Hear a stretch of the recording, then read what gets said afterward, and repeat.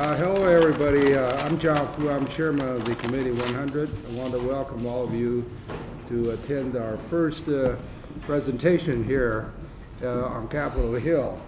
And we're very fortunate to have two very knowledgeable experts on China, U.S.-China relations.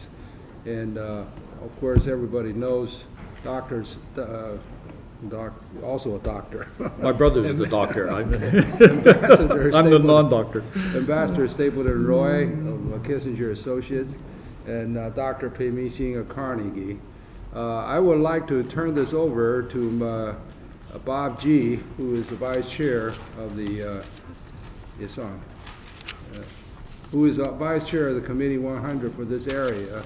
Bob was the Assistant Secretary of Energy under the Clinton administration, and he does yeoman's work for the Committee 100. So without further ado, I would like to introduce Bob, who will moderate this meeting.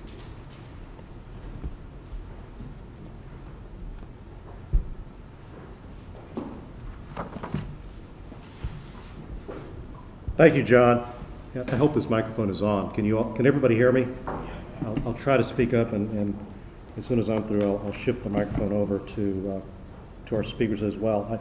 I also want to echo John's thanks to everyone for taking the time this afternoon to take part in this panel discussion. This is the first of a series of public education initiatives that the Committee of 100 is embarking on to educate public policy leadership here in Washington.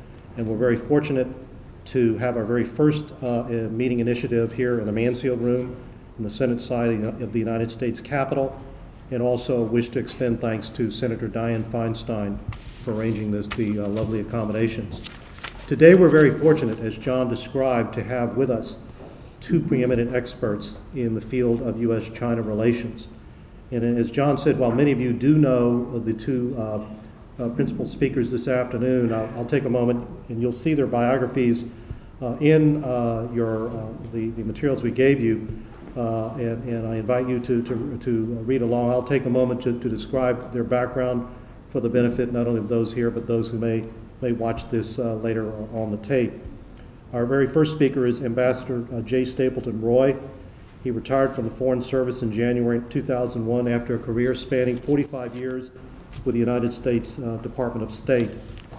Ambassador Roy rose to become a three-time ambassador, serving as the top U.S. envoy to Singapore, the People's Republic of China, and Indonesia. In 1996, he was promoted to the rank of Career Ambassador, the highest rank in the Foreign Service.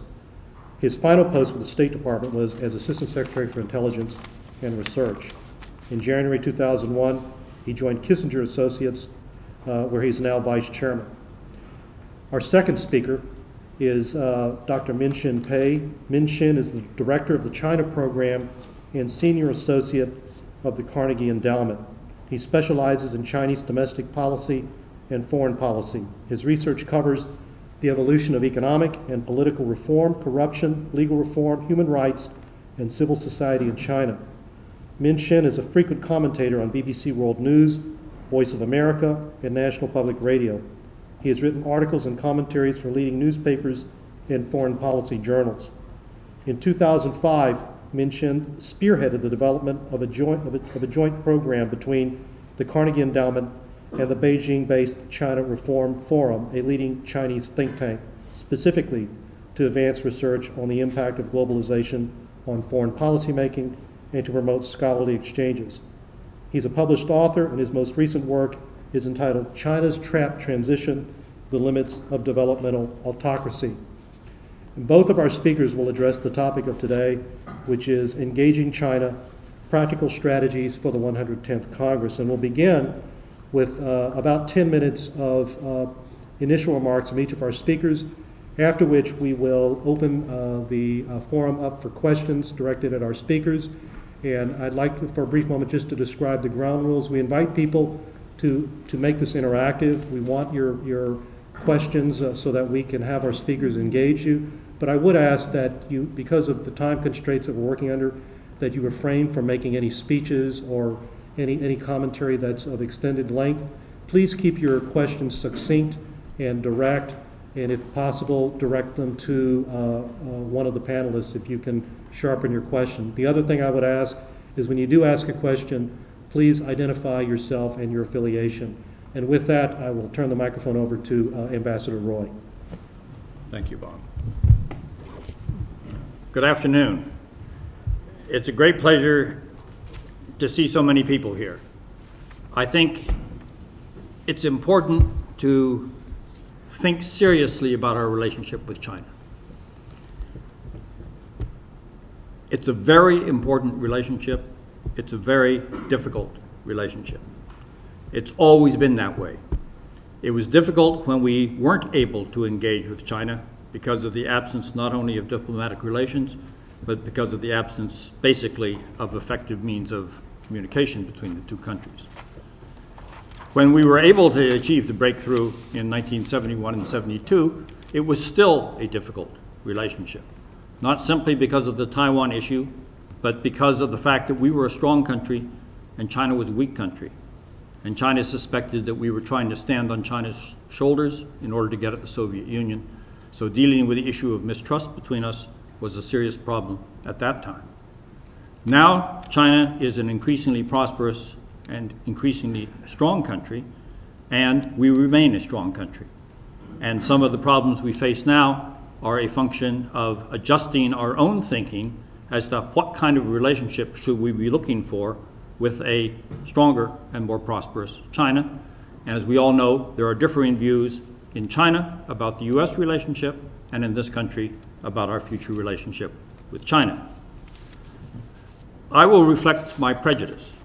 Our topic is engaging China. Some people make fun of the concept of engagement. I think it is the necessary element in trying to promote US interests around the world. We're supposed to be looking at practical strategies, and I have a second prejudice, which is that practical strategies are better than impractical strategies. And US foreign policy consists of a mix of both types of strategies. I think we will advance our interests more effectively in dealing with China if we look for practical results of a sort that is compatible with our national interests. This is not easy to do. Let me cite some examples. It's important for us to cooperate with China for a variety of reasons that are directly relevant to vital US national interests. We cannot get an effective nuclear agreement with North Korea if we're not able to engage effectively with China. We are about to have an international conference in Iraq, which could give us what looks difficult to achieve at this time, some way out of the Iraq difficulty. China will be at the conference, and it's important that we be able to work effectively with it. We cannot deal with the Iran nuclear proliferation issue if China is not able and willing to cooperate with us. So there are a host of important national strategy issues that require the United States to work with China. We also, however, have issues that are problematic in dealing with China from the US standpoint. One is China's growing military strength. Others involve issues of human rights, energy, environment, and trade. And the question is, how do you deal with the issues where we and China may have differences, and at the same time promote our interests in those areas where we need to work effectively with China? Now, as a diplomatic practitioner, and somebody who for a while had to bear personal responsibility for how we were dealing with China,